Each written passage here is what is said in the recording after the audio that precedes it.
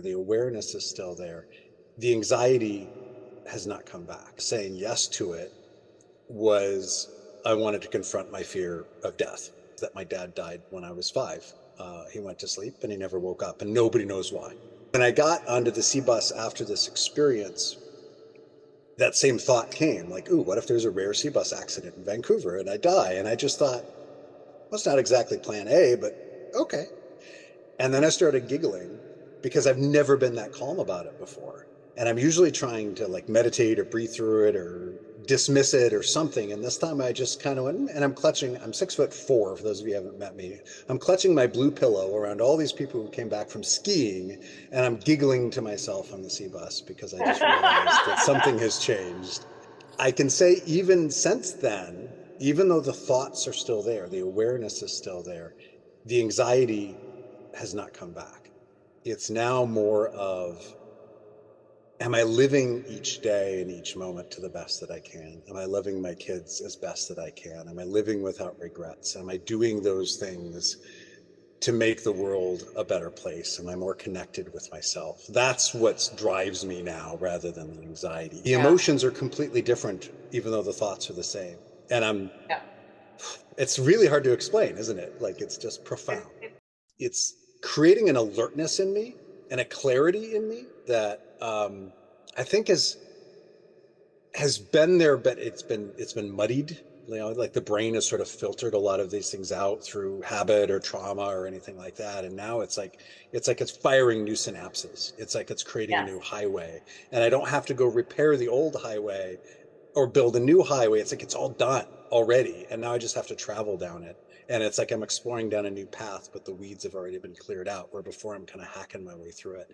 I'm not sure if any of those analogies do it justice, but I hope that makes sense.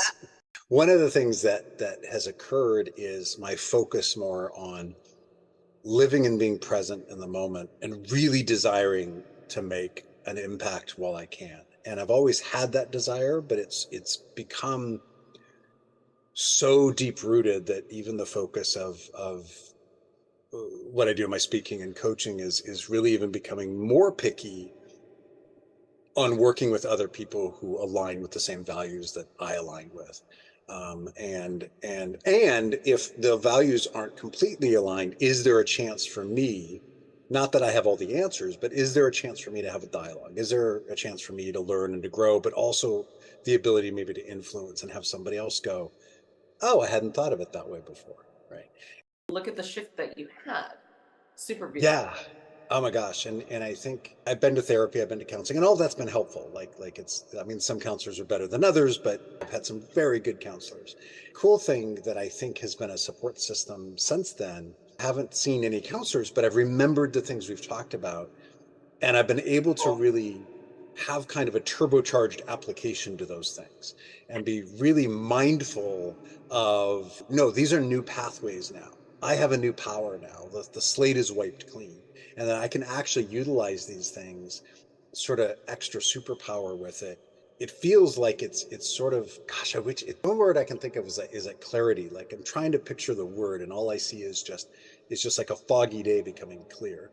That it's like, oh right, I learned this in counseling, and I can do this when I fall into anxiety or depression or whatever. But it's so much easier now to go, oh, here's the thought. Oh, but that's not me anymore. I've got a new me, and I can do this, and this is great. But now it feels like, and I don't want to say there'll never be a struggle, but it feels like the struggle for some of those things have become so much easier that I realize that I am in control rather than my brain is being in control of me, even though I had that weird conversation of, well, wait, but I am my brain, but am I? And so I want to write all this down and be like, I'm going to write all this down and be like, conversations I've had with my subconscious, because I'm just like, it's me talking to me,